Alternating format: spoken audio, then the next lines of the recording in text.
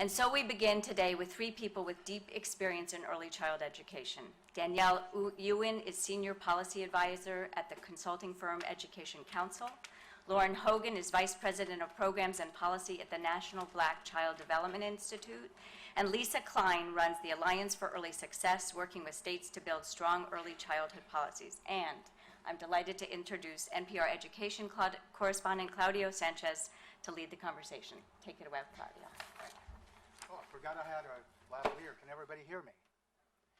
Hello, hello. Can everybody hear me now? Thank you very much. We don't have a lot of time. We have an enormous amount of material to cover. But by way of introduction, let me just say this. It's hard to think of any or a more satisfying solution to poverty than a good education, because it's based on the ennobling view and the idea that poor families and their children can overcome poverty if only they had a good public education. In other words, can good teachers, a rigorous curriculum, a safe school with the necessary resources truly compensate for the things that so many poor children in this country lack? Healthcare, inadequate housing, family dysfunction, addiction, crime. I've been reporting on education for about 26 years now. And for much of that time, I've visited many impoverished communities in this country, and I don't know if schools can compensate for many of the things that they have no control over.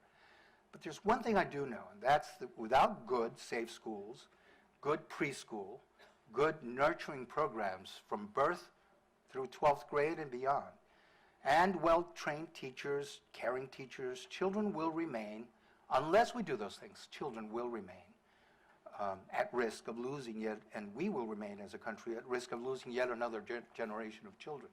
With that said, we'd like to start at the beginning, and I've asked our panelists to pretty much introduce themselves and tell us what they think we should be doing. Thank you, Claudio. So I'll kick it off. I'm Lisa with the Alliance for Early Success, which is a pooled fund where 11 private investors who are pretty incredible came together around early childhood. And why would they do that? Jim teed up that health starts at birth, or actually before birth, and we believe learning does the same thing, and the interaction there is crucial. So why is that true? And it's really about the science. So developmental science, there's actually a body of science that talks about how kids grow and develop cognitively, but also socially and emotionally, physically, both physical and mental health. And that body of science tells us that those experiences that happen in the very earliest time are cumulative. So what happens in the very beginning forms what happens next.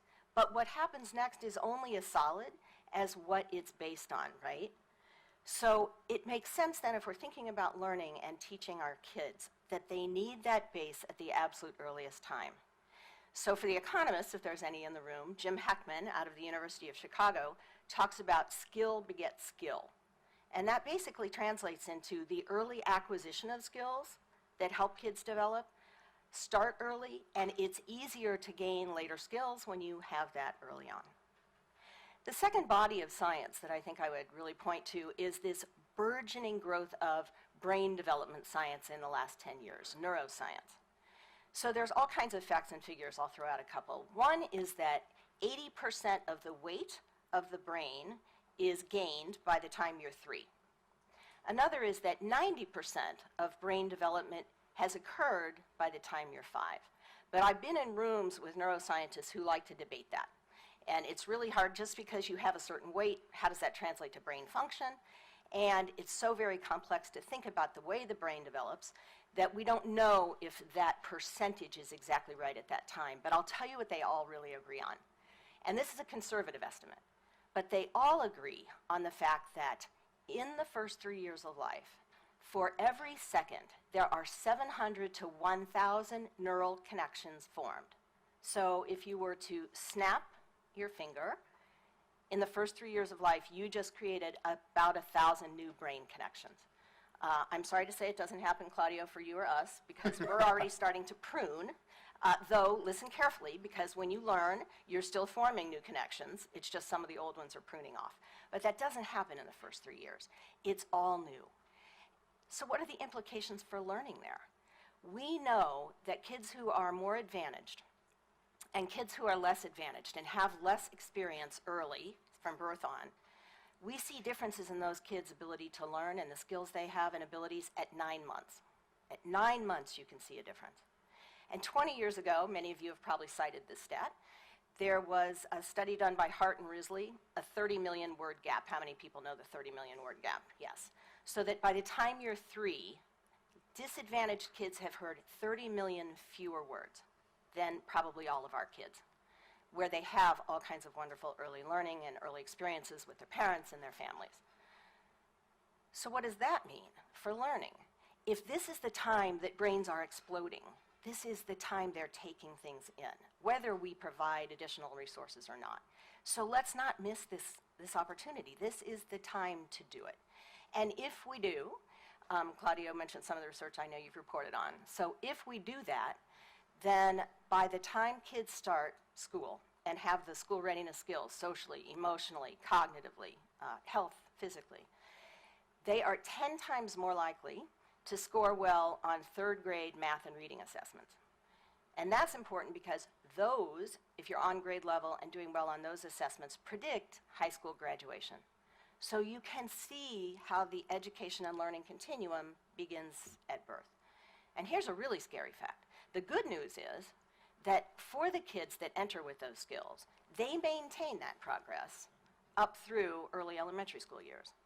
But the kids that don't, the kids that are already behind, they don't catch up. They maintain their disadvantage. We know a lot. Clearly, we know a lot. The question is, what are we doing with that knowledge? And to me, that is the gulf, the policy failure, absolute failure, that I think we all recognize. Why don't we go to our next panelist, tell us who you are. So I'm Danielle Ewen. I'm with the EducationCounsel. We're a firm dedicated to help close the achievement gap starting from birth and moving through college. And I think this is the perfect lead-in. Lisa laid out why it's so important to think about young children and what happens to them before they enter school at kindergarten or 1st grade. And the question then is, so what do we do? We have the Head Start program, which was signed, we celebrate the 50th anniversary this year, which is currently only serving about half of eligible kids. And the Early Head Start program, which serves children birth to 3, is serving just under 5% of eligible kids.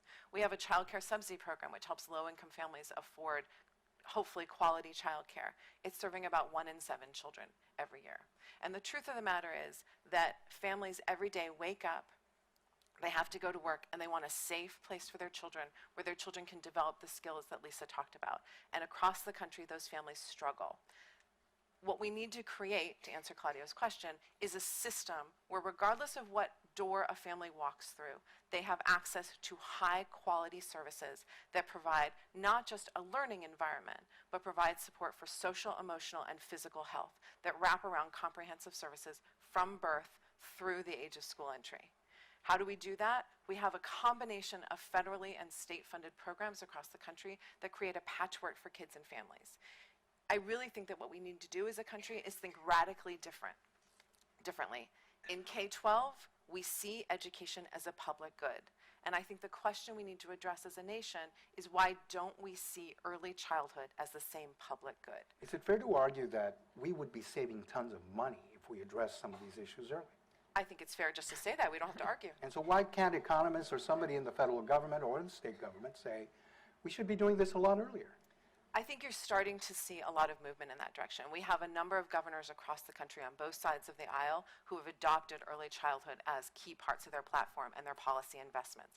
What happens, however, is that it's a pretty expensive proposition, and we need to think differently about how to fund that. And so in states, what we've done is we've started with the most at-risk kids. We see school districts that are starting to adopt approaches. Here in the District of Columbia, we have virtually universal approaches for 3- and 4-year-olds. And it spends $15,800 a kid. The district. Which is, yes, Or around that's the there. latest figure, Yeah. which is amazing. I can't see that happening Incredible. in. But that's through the school funding formula. So it's exactly the same as we spend for children in other age groups. So why can't we see that? What is not okay about that? Hey, don't ask me. I mean, But Claudio, you mentioned the return. I think you were getting somewhat to the return on investment. So if and we- also if we- especially because of what you said about brain development. Right. By 4th grade, or by the time these kids are in 4-year-olds, and we're educating maybe just a third of these kids in preschool programs, it seems to me that we've lost a lot of ground already. Because, you know, some of the latest data says that Most programs, by and large, are mediocre, if not bad. It's almost like we're undoing whatever was happening to this kid anyway. I think Lauren's going to address some of this, but sometimes it comes down to a simple pay now or pay later. And so the wonky number there is anywhere between $7 to $10 is your return on investment if you provide really high quality, early learning and early experiences starting from birth on. $7 to $10 you save for every buck you spend. But Lauren's got some Yeah, ideas. Laura. Hi, I'm Lauren. I'm with the National Black Child Development Institute. I think it's, when we talk about investing in our children and seeing them not just seeing these things as sort of gaps that are waiting to be filled, but as valuable children and families that are deserving of our investment. I think that one of the things that we need to think about is how we prioritize investing in family engagement, investing in families starting at birth, and Danielle and Lisa have both referenced sort of beginning with things like home visiting that really support parents in creating a positive environment for learning and development for their children, and then thinking all the way through about how we invest in the workforce. What we know about kids is that they learn best in the context of loving, caring, supportive relationship with adults in their lives, and that there are many ways to achieve those goals. But the workforce needs investment that deals with compensation, and that deals with helping them become more culturally relevant, understanding how to create those high-quality environments for the children in their classrooms, and to help support parents in doing that in the home as well. There's new data out from the National Institute of Early Education Research at Rutgers that suggests that only 5 states in this country are doing a halfway decent job. It means everybody else, at least 40 states, are not. Can any of you cite the one place that is doing it right? I mean, if we're all looking for answers and for models, who's doing it right? Who's doing a good job with this? So I think there's a couple of ways of answering that question, and I know Kaya Henderson is coming after us, and here in the district we have done some tremendous work to build universal access to very high quality programs where you have bachelor's degree teachers who get ongoing training in early child development, where you have classrooms that are meeting high quality standards, where you wrap Head Start comprehensive services around children at all levels, and you don't block parents at the door. If it's their neighborhood school, we have places for their children to And where go. teachers are getting a living wage? Yeah, oh, absolutely. Any early childhood teacher in a District of Columbia public school teaching 3s and 4s makes the same salary as a teacher teaching a 3rd grader, a 6th grader, and 11th grader. And as she stays with the district and does a good job and is rated well, her salary goes up significantly. So she can earn up to 6 figures if she does a good job as she moves forward. So DC is a model. Absolutely a model. But we just said that $15,000 per kid is a lot to ask. Taxpayers, government, whatever. I mean, you're just not going to see. I think the average is a little over $4,000 per child nationally for preschool. That's just 4-year-olds.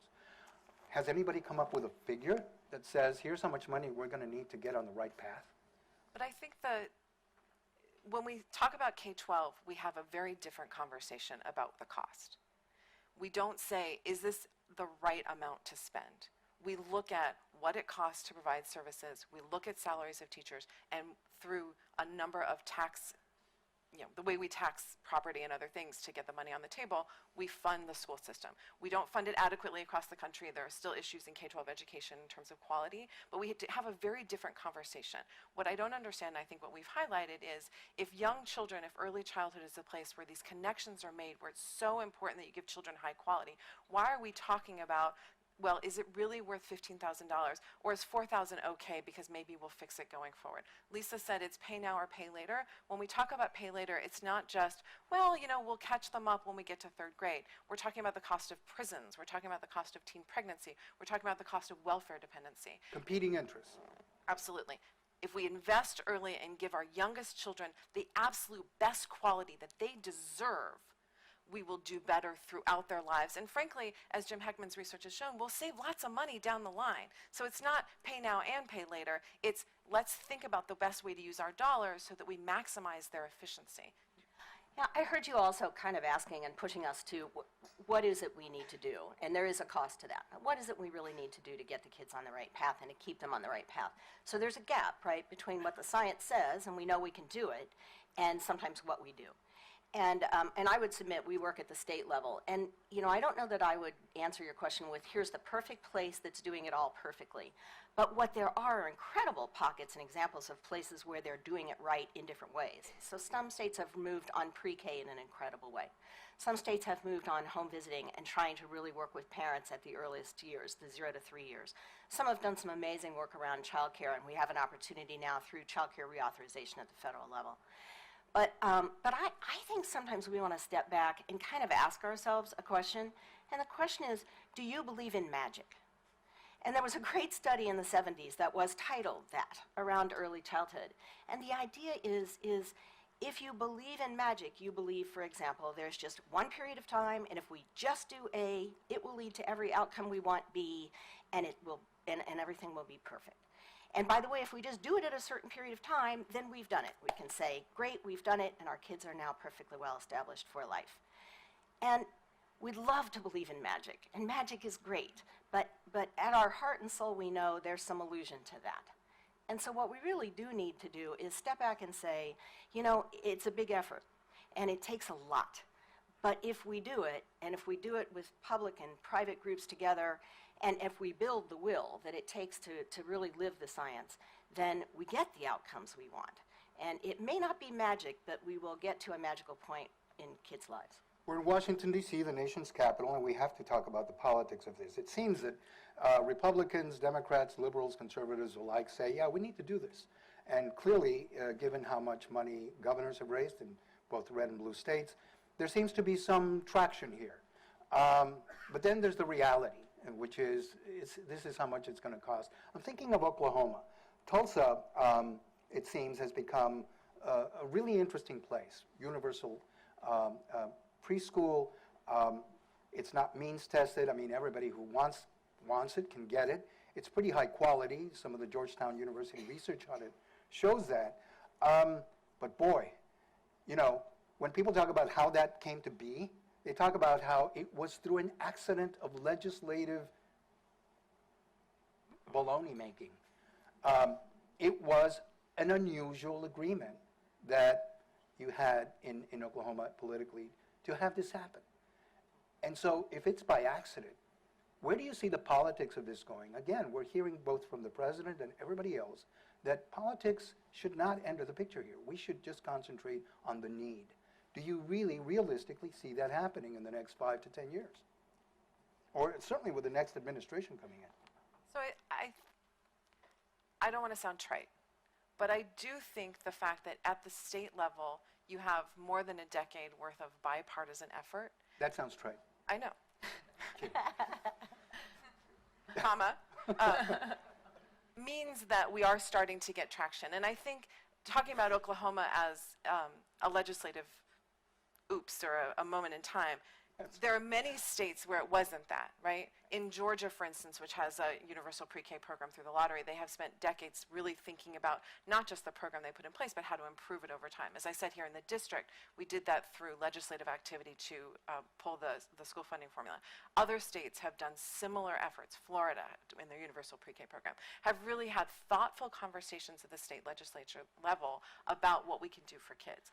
I feel the need to stick up for our friends in Oklahoma. So one of the investors in the alliance is the Kaiser Family Foundation, and they may argue slightly with the notion that it was by accident. So there was a moment in time, but I think the moment in time also was generated by the fact that there was incredible public and private advocacy going on for this issue, lots.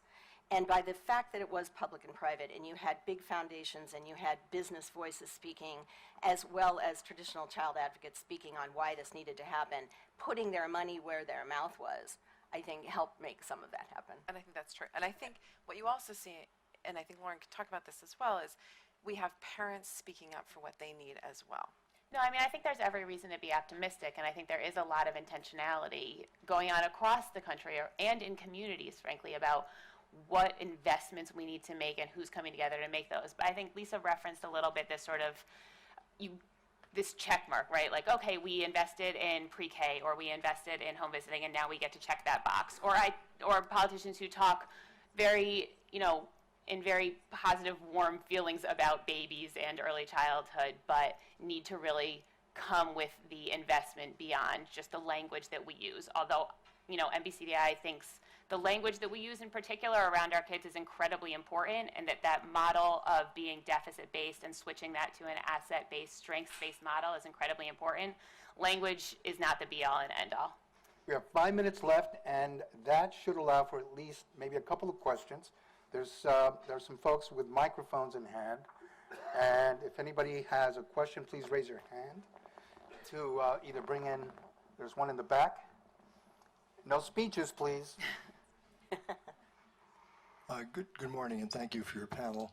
My Could name you is identify yourself, please? Yes, I'm Barry Stern. I'm a senior advisor to the Haberman Educational Foundation. My only experience with early childhood education was when I directed human resources for a large urban hospital in Seattle many years ago. I established the largest employer-based child care program in the state. And your question, please. And my question is, can you give us some definitions of what you mean by high quality? For me, it was art, music, sports, physical education, lots of activity. For me, it was more important to do that than to teach them to read. What is it for you? We agree. When we talk about high quality, we're talking about the qualifications of teachers, that there are a set of standards that cross the range of domains to the point you're making that support all children's development, that the environment, both inside and outside that children are in, supports their development, so they have enough room to play, they have enough room to learn, that there are enough staff around them to support them, that they have access to health care. There are lots of pieces. The NEAR report that Claudio referenced has some standards of quality for pre-K that we think really start to get there. Head Start obviously is the gold standard of high quality. Their NAYC accreditation also provides a high quality of high level of standards and quality. I appreciate the question, because I think one of the things you're trying to get at is how to not, as we have a broad conversation about this, how to not reduce the question of what quality means down to an academic, yes, they can read, or, yes, they know their letters, yes, they know their numbers, but really expanding it to make sure that we're clear about the comprehensiveness of high quality as a definition. And the only thing I'd add to my friends and colleagues with me here is that I think we have high quality within early childhood programs and services and early learning. But we also know that quality really means you've got to do that in the learning capacity, but that in and of itself wouldn't be enough. So Jim started out talking about health. You have to have health. That's part of having a quality early experience if you're going to get to the point where kids are able to sit in a classroom and learn, or in a center and learn. And you have to have parents and families, right, that are really engaged with their kids and know child development and understand. All parents want the best for their kids. Sometimes we can give them a boost so that they're more engaged in their kids' learning. And so quality is at a learning level, it's at a parent level, it's at a health level. There's another question here on the side here. Yes, hello. And this question is for you, Claudio. Cheryl Williams, Learning First Alliance. And perhaps I misunderstood you, but did you say that we can't ask our communities and our country to pay for this? We know that high quality pre-K means we need educators in it, and they need to be paid well. And I just think if we're going to talk about what needs to be done, we need to talk about our collective willingness to pay for it. But perhaps I misunderstood you. I think you misunderstood me. I did not say that. Okay. Another question we could squeeze in here, back. Just a quick one. My name is Mark Nadell. In terms of paying, it seems that one of the problems is pay $1 now, get the $7 benefit 15 years from now, when the governor's not in office, the people have to vote for the taxes now. Any possibility of floating bonds so that the payment would come later when the benefit comes? Finance structures.